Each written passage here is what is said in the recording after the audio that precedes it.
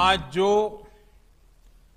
75 रुपये का विशेष सिक्का जारी किया गया है, वो भारत की 130 करोड़ से अधिक जनता जनार्दन की तरफ से आपकी सेवा भावना का सम्मान है।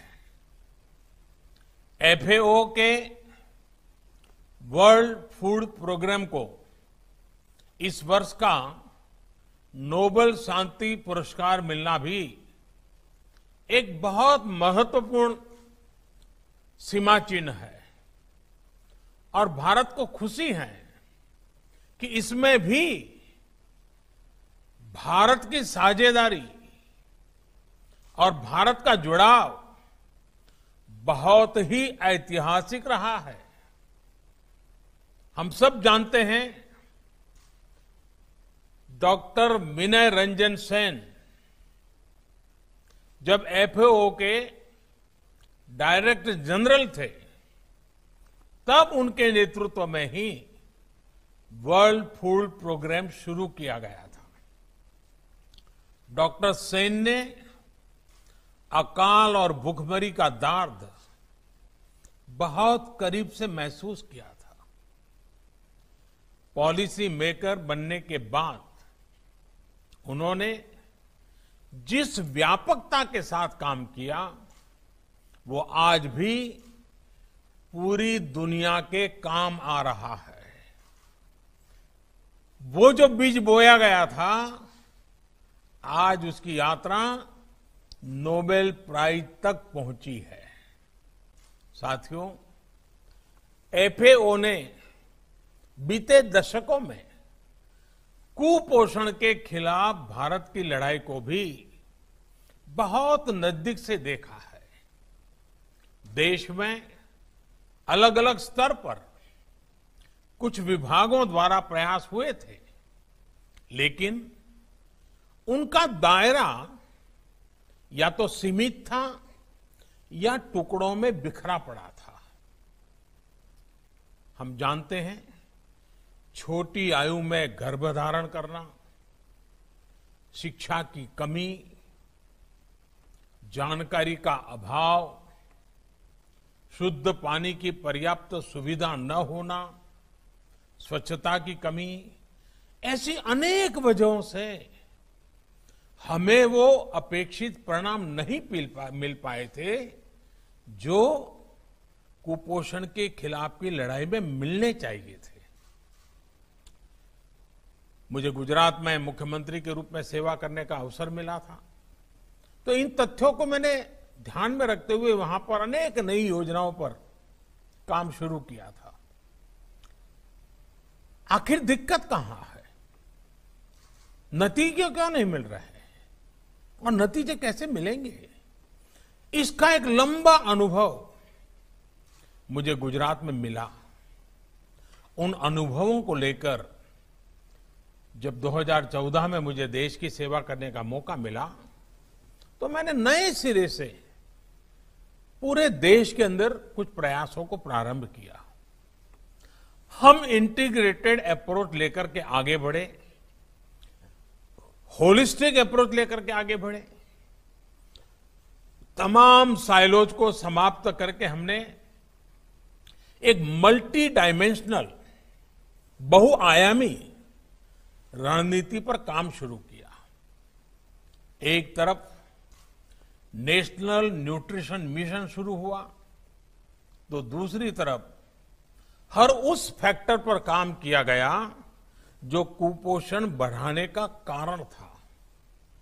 बहुत बड़े स्तर पर परिवार और समाज के व्यवहार में परिवर्तन के लिए भी काम किया। स्वच्छ भारत मिशन के तहत भारत में 11 करोड़ से ज्यादा शौचालय बने।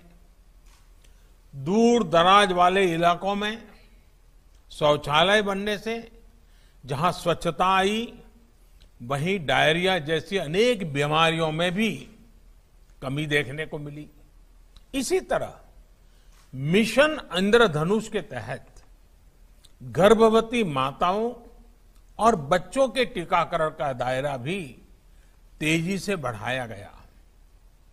इसमें भारत में ही तैयार रोटा वायरस, इस रोटा वायरस जैसे नए टीके भी जोड़े गए।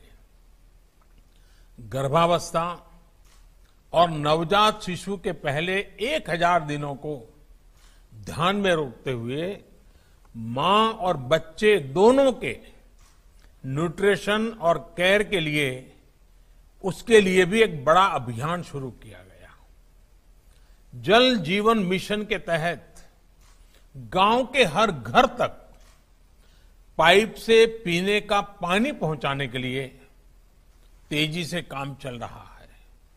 आज देश की गरीब बहनों बेटियों को 1 रुपये में सैनिटेशन पैड्स उपलब्ध कराए जा रहे हैं। इन सब प्रयासों का एक असर ये भी है कि देश में पहली बार पढ़ाई के लिए बेटियों का ग्रॉस एनरोलमेंट रेशियो बेटों से भी ज्यादा हो गया है। बेटियों की शादी की उचित उम्र क्या हो, ये तय करने के लिए भी जरूरी चर्चा चल रही है। मुझे देश भर की ऐसी जागरूक बेटियों की तरफ से चिट्ठियां भी आती हैं कि जल्दी से इसका निर्णय करो, कमेटी का रिपोर्ट अभी तक क्यों आया नहीं।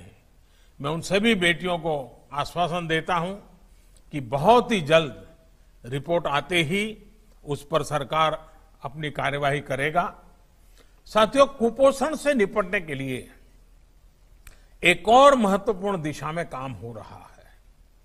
अब देश में ऐसी फसलों को बढ़ावा दिया जा रहा है जिसमें पौष्टिक पदार्थ जैसे प्रोटीन, आयरन, जिंक इत्यादि ज्यादा होते हैं। मोटे अनाज, मिलेट्स जैसे रागी, ज्वार, बाजरा, कोडो, जोंगोरा, बार्ली, कोटकी, इन जैसे अनाज की पैदावार बढ़े, लोग अपने भोजन में इन्हें शामिल करें, इस और प्रयास बढ़ाए जा रहे हैं।